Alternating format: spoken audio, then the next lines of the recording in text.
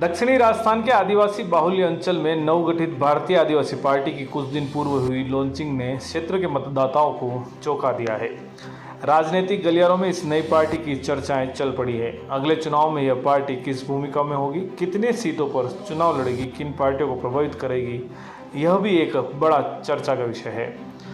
पिछले चुनाव में इस आदिवासी अंचल में बड़ी ताकत बनकर उभरी भारतीय ट्राइबल पार्टी से टूटकर भारतीय आदिवासी पार्टी बनी है। इस पार्टी में इस क्षेत्र के दोनों विधायक प्रधान सहित अन्य लगभग सभी जनप्रतिनिधियों के साथ बीटीपी के आधार स्तंभ रहे प्रभावशाली समाजजन भी शामिल है। पिछले कुछ समय से माना जा रहा है कि बीटीपी इस क्षेत्र में लगातार कमजोर होती जा रही है। बीटीपी के प्रभावशाली वर्ग ने उनसे अलग होकर जिस तरह भारतीय आदिवासी पार्टी का गठन किया, वह आगामी विधानसभा चुनाव में इस आदिवासी बाहुल्य क्षेत्र में जनजाति वर्ग के लिए आरक्षित सभी तरह की सीटों पर अपने प्रत्याशी उतारकर दमदार तरीके से चुनाव लड़ने का ऐलान कर दिया है।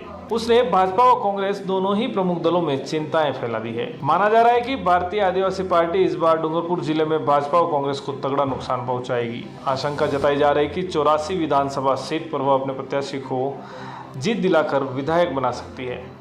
वहीं आसपुर में भी चुनाव जीतने की स्थिति रहेगी। अगर सागवाड़ा की बात करें तो यहां कांटे की टक्कर होगी।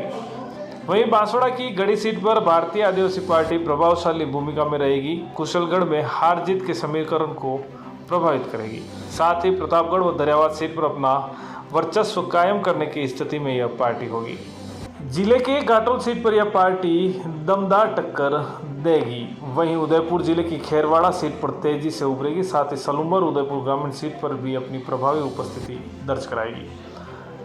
भारतीय आदिवासी पार्टी का गठन भले ही आगामी विधानसभा चुनाव से इन वक्त पूर्व हुआ हो, लेकिन इसके पीछे लंबी तैयारियां हैं। पिछले करीब 3 सालों से पहले ही दक्षिण राजस्थान में बीटीपी के लगभग सभी बड़े चेहरों का अपना पार्टी से मोह भंग हो चुका था।